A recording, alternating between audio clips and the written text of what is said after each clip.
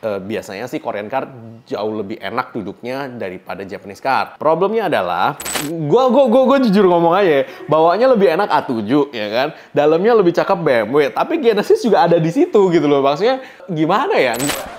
Dulu. Yo. Jadinya Jepang, Korea atau Eropa nih? Kalau gua Cari bengkel mobil yang tepat, ayo ke Dokter Mobil aja. Jujur, cepat dan juga lengkap, ayo ke Dokter Mobil aja. Kualitas yang terbaik, harga juga bersahabat. Percayalah, di Dokter Mobil pasti beres. Hai Domo Lovers, balik lagi dengan saya Lung Dokter Mobil. Saya lagi ada di Domo Hybrid. Nah, untuk yang kemarin nonton bisa nyetir part 2 ya kan, itu gue bilang Korea, Eropa, dan Jepang. Iya, itu agak membingungkan, sorry gue yang bilang ya kan. Tetapi kalau mau dikomparasi, orang banyak yang nanya kan, enakan mobil Eropa apa mobil Korea ya kan. Kalau Korea sama Jepang enakan mana ya kan. Ya gitu-gitulah ya pertanyaannya semua. Oke, mobil Eropa kita kategorikan dulu nih, dari mobil daily use, dari mobil aneh-aneh sampai mobil supercar. Kita biasanya bilang German car, Italian car ya kan, atau French car. French juga Eropa loh, which is Renault, Bugatti ya kan. Kemudian masih ada lagi England, Land Rover ya kan, Mini, Morris. Ya makanya kita kategorikan dulu. Kalau mobil dari Inggris, good looking, nice looking, tetapi bukan mobil yang awet sebenarnya. Karena mobil-mobil dari Inggris ini entah kenapa ya banyak aja problemnya dan rusak-rusaknya. Itu satu. Kalau mobil Jerman ruwet, ribet, complicated ya kan, dan didesain untuk diservis. Servisnya nggak boleh sembarangan, nggak harus orang qualified, dan mereka suka riset pada mobil-mobilnya. Yes. Mobil Italian, oke, Italian ada yang kelas supercar, gua nggak usah bahas, itu harus qualified technician yang pegang, dan lu nggak bakal punya komplain sih terhadap itu sih, karena benar-benar harus bagus. Yang mobil hariannya adalah Fiat ya kan, itu kayak Abarth, itu perusahaan mobil yang memang di Italia sudah lama ya kan. Fiat itu yang pertama kali menciptakan VVTi, kalau lu mau tahu bahasanya, bahasa sekarang VVTi untuk Toyota ya kan. Nah, itu mobilnya kecil, imut-imut, oke, dia mementingkan model ya kan, dia tidak terlalu mementingkan yang aneh-aneh sih. Jadi dia modelnya begitu dengan engine yang kecil, quick to fun to drive, tetapi dia size-nya kecil karena mau jalan-jalan di Italia itu presumably kita mengasumsikan dia kecil, makanya dia ciptakan mobilnya lebih kecil-kecil ya kan. Kalau mobil French engineering, balik lagi gue nggak suka. Renault, Peugeot, ya begitu mobilnya. Dia lebih gede, dia lebih sporty, mobilnya lebih bertenaga. Cuman ya aneh aja sih menurut gue sih beberapa desain secara engineering ya gue bilangnya. Itu aneh aja sih. Nah, kemudian kita beralih lagi ke mobil Australia. Australia itu dulu ada Holden. Sekarang Holden udah diambil sama General Motor, jadi Holdennya sendiri udah nggak ada. Holden itu ada versi kayak BMW M series gitu kan. Kalau Mercy AMG gitu kan. Ini juga ada HSV namanya. Holden Sports Vehicle namanya. Nah, HSV ini sih Australian Muscle Cars ya. Maksudnya untuk lo orang yang tahu, Holden ini muscle car versi Australia. Dia engine-nya gede, dia tenaganya gede, torsinya gede. Dibilang awet enggak, cepet rusak juga ya kan.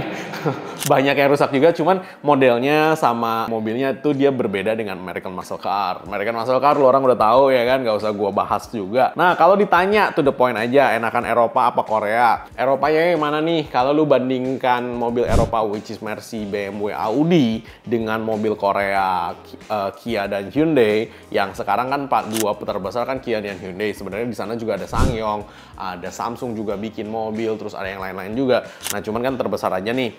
Sebenarnya kalau lu ke Korea ya, banyak mobil-mobil yang diciptakan oleh si Hyundai dan Kia yang memang tidak diekspor ke luar negeri. Kenapa? Harganya nggak masuk kalau dia ekspor lagi ke luar negeri. Karena si Hyundai dan Kia ini membuat mobil di sana yang terlampau bagus, kayak Hyundai Genesis G90 dan bla bla bla yang kemarin gue bilang itu kan. Itu terlampau bagus sehingga harganya di Korea sendiri udah cukup mahal. Nah, untuk di Korea sendiri cukup mahal itu dalam artian ketika dia marketnya lokal, harganya masih bisa diterima. Ketika dia ekspor, otomatis perusahaan harus untung dong. Nah, disitulah dia tidak bisa diterima. Nah, tetapi duduknya itu comparable dengan BMW seri 7 dan Mercy S-Class dan Audi A7 ya, A7L ya.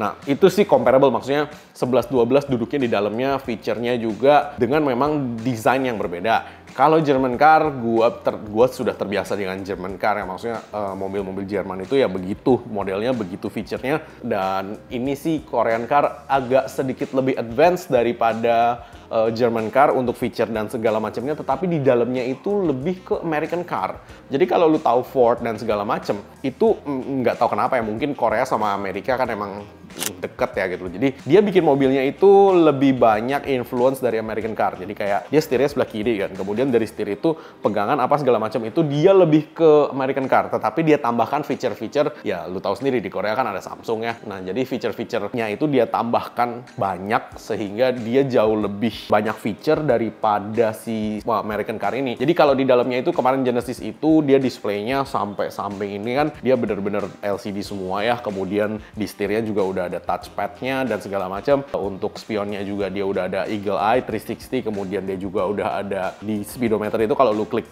lu belok kanan atau kiri, dia udah akan menampilkan si kamera di speedometer itu juga. Dan itu sih menurut gue cukup cool ya. Dan duduk di belakang, fiturnya kalau untuk duduk di passenger seat tidak sebanyak Lexus atau sebanyak BMW seri 7, tetapi duduk di belakangnya nyamannya bisa senyaman Mercy dan BMW seri 7. Dan kencengnya sih dia karena twin turbo kencang sih bro, maksudnya lu genjot sama Audi sama BMW, karena Mercy S-Class nggak sekencang itu ya menurut gue ya. Kalau lu genjot sama BMW seri 7 sama Audi A7 sih 11-12, walaupun Audi tetap paling kencang ya. Tetapi lu harus tahu sih, Korean Car memiliki filosofinya sendiri. Kalau menurut gue, desain dari si Korean Car ini yang membuat lu orang belum tentu suka, karena desainnya Korea itu memang different ya, maksudnya different bener-bener nggak mirip lah ya. Dia tidak terlalu mirip dengan apa yang Anda biasa pakai di Indonesia seperti mobil Jepang. Tapi kalau ditanya kenyamanan, udah pasti Korean Car lebih nyaman daripada mobil Jepang pada umumnya. Apple to apple ya, price to price ya, maksudnya kayak ya harganya sama kelasnya ketika disamakan, biasanya sih Korean Car jauh lebih enak duduknya daripada Japanese Car. Problemnya adalah Korean Car itu kalau yang terlalu tinggi, spare partnya juga harganya nggak murah. Karena memang di Korea dia memang nge-pushnya untuk luxury lebih bagus ya kan. Dan lu harus tahu sendiri sih, maksudnya desain si mobil Korea ini tidak sama dengan desain mobil Jepang. Jadi kalau lu orang terbiasa dengan mobil Jepang kayaknya nggak deh. Nah kalau lu bandingkan dengan Mercy BMW itu juga beda sih, lebih kiblatnya ke Ford sih, ke Ford, American Ford sih ya. Jadi memang lebih luxury, memang lebih banyak feature, tetapi ada seninya masing-masing ketika lu berkendara. Kayak seperti gue bilang, Santa Fe Diesel, Palisade itu kan mobil yang bagus-bagus ya. Kemudian Genesis, Kia Sedona yang sekarang ya kan, atau Carnival yang baru, itu kan bagus-bagus ya menurut gue. Dan lu lihat Kia deh, Kia yang baru, Carnival yang baru itu udah kayak all American car banget sih. Bukan kayak mobil Korea lagi, karena memang itu diciptakan untuk market di US gitu. Memang nggak salah gitu, di US sendiri juga mobil itu laku selain pada Ford yang lain-lain ya gitu kan. Ford kan juga ngeluarin banyak seri untuk yang sekelasnya si Kia Carnival itu. Nah, Kia dan Hyundai spare part susah nggak? Yang penting jangan body, kayak cuman spare part engine, spare part kaki-kaki masih banyak ya. Kalau spare part body kemungkinan lu akan nunggu lebih lama sedikit daripada mobil Jepang, itu iya udah pasti. Tapi engine tetap engine, transmisi tetap transmisi matic. Tapi di Domo transmisi kita malah menemukan lebih banyak mobil-mobil Jepang yang masuk ke Domo transmisi ketimbang mobil Korea. Mobil Korea didesain untuk diservis. Sebenarnya semua oli sama aja ya, maksudnya namanya oli mesin, namanya oli transmisi, oli tetap oli bro. Yang penting jangan lu salah masukin oli atau lu masukin oli palsu, dia nggak bakal rewel sih. Dan duduk di dalamnya, feel-nya segala macam lebih enak mobil Korea sih daripada Jepang ya. Kalau mobil Eropa ya karena harganya mahal, incomparable. Kalau lu bandingin Genesis G90, BMW 750 Li, Mercy S450 dan Audi A7 Sportsback, comparable sih. Maksudnya Genesis ada di situ lah ya, duduknya di dalam enak, tapi di dalamnya lebih cakep BMW sih kalau menurut gua sih. Bawaannya lebih enak A7.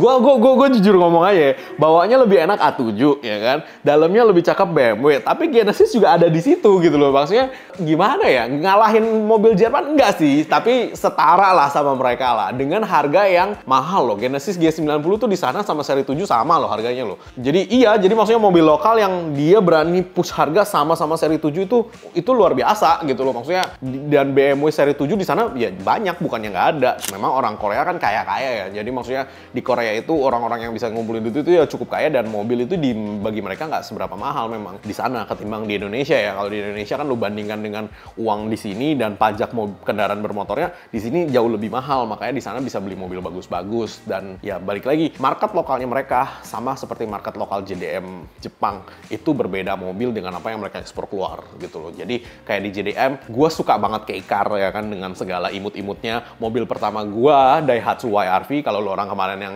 nonton skandal Daihatsu, video gue skandal Daihatsu, mobil pertama gue Daihatsu YRV dengan body kalengnya itu, dan ya menurut gue bagus gitu loh. K-Car itu lucu dan imut-imut dan menurut gue cocok ya di Jakarta ya menurut gue ya. Kalau ada itu gue juga pasti akan beli. Gue kepengen beli Daihatsu Tanto dari dulu, bini gue kagak setuju, katanya jelek banget kayak Luxio dikasih Center Mini-nya Doraemon gitu kan. Emang iya gitu loh, tapi kan justru itunya poinnya, lucunya gitu kan. Lo orang udah lihat Honda N-Box belum ya kan? Itu bisa diratain semua. Cuman N-Box kegedean kalau menurut gue. Gue suka kelasnya Tanto, men. Kecil, imut-imut, cuman baris depan doang sama baris paling belakang. Aduh, itu so very lucu sih maksud gue. Itu lu pakai hari-hari, gue mau loh, bener loh. Gak kenceng gak apa-apa, men. Tapi mobil ini tuh lucu, imut, kecil, fungsional, dan irit gitu kan. Jadi ya maksud gue, itu JDM-nya Jepang. Korea local market juga ada sendiri. Kalau lu mau bener-bener ngerasain apa itu mobil Korea, lu nggak bisa merasakan apa yang ada di sini. Karena yang ada di sini itu tidak bener-bener mencerminkan mobil Korea yang sebenarnya. Kayak Genesis di sini, lu susah men lu beli men. Yang orang-orang beli aja yang bekas-bekas G20 punya gitu kan. Itu yang hybrid ya kalau nggak salah ya. Yang hybrid sama ya itu doang yang ada gitu loh. Karena harganya memang mahal dan lu harus ke Korea sih untuk bener-bener mengerti kenapa kok gue bilang mobil Korea itu setara sih sama Continental Car sih. Even kayak Lexus ya, yang si Toyota punya ya, atau Mazda ya. Enggak sih.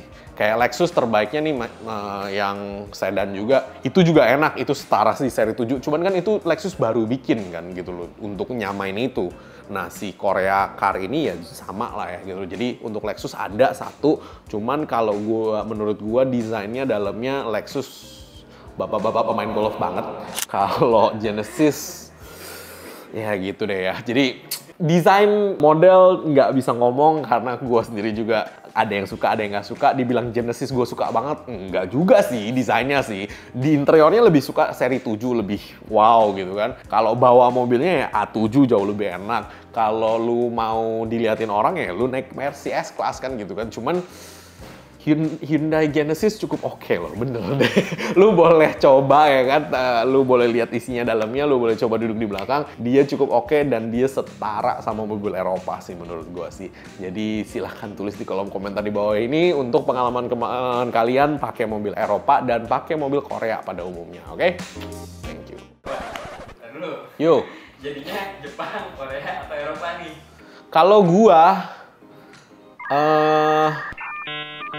Jerman.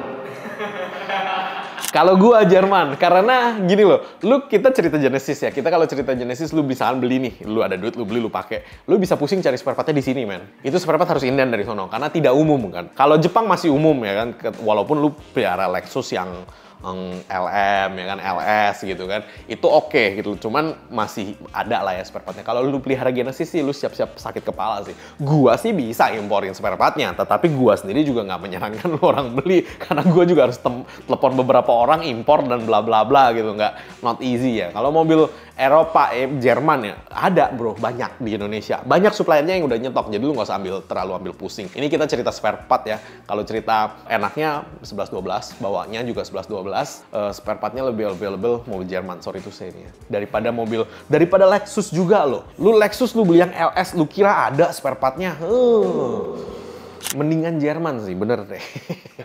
Sekalian ya kan. Tuh Jerman.